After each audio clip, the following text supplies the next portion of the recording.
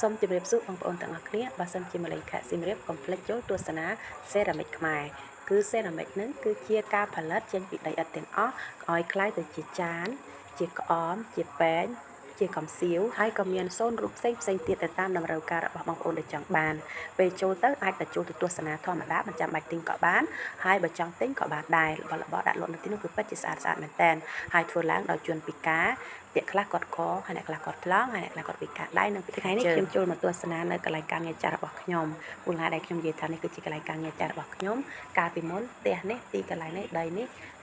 គឺអង្គការមួយគឺបើកបង្រៀនឈ្មោះថាអង្គការសាកលវិទ្យាល័យសហជីវជាតិហើយខ្ញុំត្រូវធ្វើការនៅទីនោះខ្ញុំត្រូវធ្វើជាអ្នកនៅមើលក្មេងនៅទីនោះរហូតដល់ក្លាយជាគ្រូបង្រៀនហើយអង្គការដែលខ្ញុំធ្វើការនោះគឺស្ថិតនៅក្នុងការគ្រប់គ្រងរបស់អង្គការឈ្មោះ Vivan ខ្ញុំធ្វើការនៅទីនោះយូរមែនតើនិយាយរួមទៅគឺ10ឆ្នាំជាងជាមួយនឹងអង្គការសាកលវិទ្យាល័យសហជីវជាតិបច្ចុប្បន្ននេះគឺជួលដោយក្រុមហ៊ុនដែលធ្វើសេរ៉ាមិចផលិតចេញពីដីឥដ្ឋនឹងឯងនេះគឺជារបស់របរដែលពួកគាត់ផលិតមានដូចជាចានក្អមរបស់ផ្សេងមិនថារូបយើងមួយចង់សូនមួយណាទេគឺគេនឹងសូនឲ្យតាមចំណង់ចំណូលចិត្តហើយនឹងក៏មានកំសៀវប៉ាន់តែគឺតែឆ្នៃស្អាតមែនតើមានតាំងពីកំពុងតែធ្វើរហូតដល់ធ្វើហើយមានតាំងពីពេលដែលចាប់ផ្ដើមយកដីឥដ្ឋមករែកមកត្រង់មកធ្វើឆ្នៃវាស្អាតរហូតដល់គេធ្វើហើយចឹងចេញជារូបរាងអ្វីដែលខ្ញុំសង្កេតឃើញនៅកន្លែងនេះខ្ញុំគិតថាក្រុមហ៊ុនមួយនេះគឺបើកគឺជួយដល់ជនពិការមានអ្នកកថ្លង់ហើយអ្នកពិការដៃពិការជើងកាយសម្បត្តិមិនគ្រប់គ្រាន់ទេគឺគាត់ជួលមកចូលទៅទស្សនាកន្លែងនេះគឺមិនចាំបាច់ទិញក៏បានដែរអាចចូលមើលបានធម្មតាដូចយើងចូលទស្សនាសារមន្ទីរអញ្ចឹងគឺពិតជាស្រស់ស្អាតពេលខ្ញុំបើកទ្វារនេះចូលទៅគឺដូច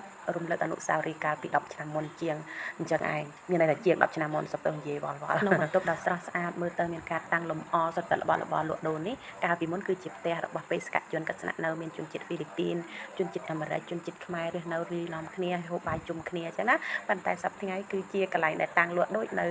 លក់វត្ថុបុរាណឬក៏ដូចនៅសារមន្ទីរអញ្ចឹងពិតជាស្រស់ស្អាតពេលបើកទ្វារចូលទឹកឡើងត្រជាក់តែបើសិនជាអ្វីដែលការតុបតែងគឺនៅដូចដើមទាំងអស់គ្រាន់តែមានការរៀបចំថ្មីដោយសារការដាក់តាំងលម្អលក់អញ្ចឹងឯងហើយខ្ញុំទៅមើលបន្ទប់តកែខ្ញុំពីមុនគឺគាត់បន្ទប់គេធំណាស់ស្នាក់នៅនេះគឺគេនៅរៀបចំដដែលគ្រាន់តែថានឹងឯងខុសគ្នាជាមួយនឹងការតាំងលម្អដាក់លក់ប៉ុណ្ណឹងឯងពេលចូលមកមើលក្នុងនេះអ្វីដែលថាដូចគ្នាដដែលហ្នឹងគឺកញ្ចក់ដែលតាំងនៅគេហៅថាកញ្ចក់ដែលតាំងនៅកន្លែងទទួលភ្ញៀវហើយនឹងមួយទៀតគឺកាហាល់ដែលដាក់នៅកន្លែងទទួលភ្ញៀវគឺនៅរូបរាងដូចដើមខុសតែពណ៌ទេហើយនឹងសំឡេងវិញលឺង៉ែតដូចគ្នាចឹងឯងត្រឡប់ចូលទៅនិយាយអំពីរបស់ដែលគេតាំងលក់សម្រាប់ខ្ញុំមើលទៅដូចវត្ថុបុរាណពីព្រោះគាត់ធ្វើលក្ខណៈយកចំនួនដើមយកមកគាត់ដាក់លក់ហើយគាត់ដាក់ផ្លាកថាមានតាំងពីសម័យលង្វែកសម័យអង្គរធំអីចឹងណាគឺថាដូចរៀបចំរបស់លក់កាលពីចំនួនបរមបុរាណពីមុនចឹងហើយបើមើលចុះគឺមិនខុសបំណងទេមានផើងដាក់លៀងជើងផើងដាក់ផ្កាឈូកហើយនឹងមានរូបផ្សេងទៀតបើយើងចង់បានគឺថាមានទាំងអស់មានព្រះពុទ្ធដំណាកមានគ្រប់យ៉ាងតែម្ដងហើយតិចភ្នែក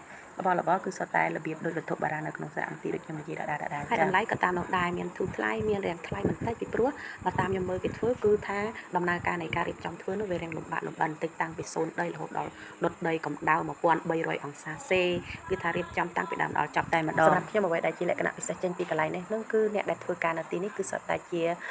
បុគ្គលិកដែលគាត់មានលក្ខណៈពិសេសតម្រូវការពិសេសសុទ្ធទៅពិសេសនេះគឺគាត់ជាជនពិការគាត់ថ្លង់ហើយគាត់តកែគាត់ចូលចិត្តទុកដាក់ហើយយកពួកគាត់មកធ្វើការដោយសេចក្តីស្រឡាញ់និងទំនុកបំរុងខ្ញុំមើលទៅសង្កេតមើលទៅពួកគាត់ដែលធ្វើការហ្នឹងគឺដូចជាសហគមន៍មួយដែលពោពេញទៅដោយការគោរពគ្នានិងស្រឡាញ់រាប់អានគ្នាចំណែកអ្វីដែលស្វាមីខ្ញុំគាត់ពេញចិត្តជាងគេគឺរបៀបដែលគេដាក់តាំងលក់ហ្នឹងគឺដូចជាវត្ថុបុរាណតាំងពីសម័យពីដើមវាត្រូវគ្នាជាមួយនឹងស្វាមីខ្ញុំប្តីខ្ញុំហ្នឹងណាដែលខ្ញុំថាស្នេហាហ្នឹងគាត់គឺជាបុរាណទូដូច្នេះហើយគាត់ពេញចិត្តខ្លាំងមែនតើគាត់ដើរឲ្យមិនចង់ចេញទេគាត់ថាបើមានពេលគាត់នឹងមកមើលម្ដងពេលខ្ញុំមើលរោងកន្លែងសូនរូបនេះខ្ញុំរៀន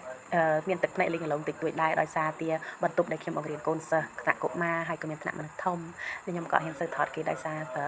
គោរពសិទ្ធិគេដែរថតបានតែប៉ុណ្្នឹងឯងប៉ុន្តែពេលមើលទៅរំលឹកអនុស្សាវរីយ៍កាលពី10ឆ្នាំមុនមើលទៅគឺថាជីវិតពិតជាមានការផ្លាស់ប្ដូរខ្លាំងមែនតើហើយសប្តាហ៍ថ្ងៃនេះខ្ញុំរស់នៅជាមួយនឹងស្វាមីខ្ញុំនេះហើយគឺជាស្វាមីខ្ញុំហើយក៏កំពុងរក្សាកាហ្វេខ្មែររសជាតិរបស់ខ្មែរអញ្ចឹងណាតែអត់ផ្អែមទេគេរៀបចំមកថាឆ្ងាញ់ហើយស្រស់ស្រាយហើយខ្ញុំវិញញ៉ាំដូងមួយហើយបន្តមកខ្ញុំពួកខ្ញុំក៏នឹងគ្នាមកចូលរួមថ្វាយគុំនៅវិហារកម្មវិធីបុណ្យប្រជជនរស់ឡើងវិញដែលយើងហៅថា Easter នឹងឯងមកជួបលោកគ្រូបង្រៀនរបស់ខ្ញុំគាត់គឺកាលដែលខ្ញុំនៅស្រុកខ្មែរនៅឡើយខ្ញុំបានចូលរួមថ្វាយគុំក្នុងវិហារនេះបានជា5ឆ្នាំដែរបានខ្ញុំចាក់ចេញគាត់ចាស់ណាស់ហើយខ្ញុំស្គាល់ថាគាត់នឹងសុខភាពល្អវីដេអូខ្ញុំរៀនវែងតិចហើយណាលើកនេះបងប្អូនប៉ុន្តែខ្ញុំចង់និយាយថាបើសិនជាម្លេងខែស៊ីមរៀបកុំភ្លេចចូលមកទស្សនានៅកន្លែងដែលខ្ញុំបានទៅមិញណាគេហៅថាខ្មែរសេរ៉ាមិចឬសេរ៉ាមិចខ្មែរនឹងឯងពិតជាមិនស្ដាយក្រោយទេសូមអរគុណច្រើនដែលបានមើលវីដេអូរបស់ខ្ញុំតាំងពីដើមដល់ចប់ហើយសូមព្រះប្រទានពរ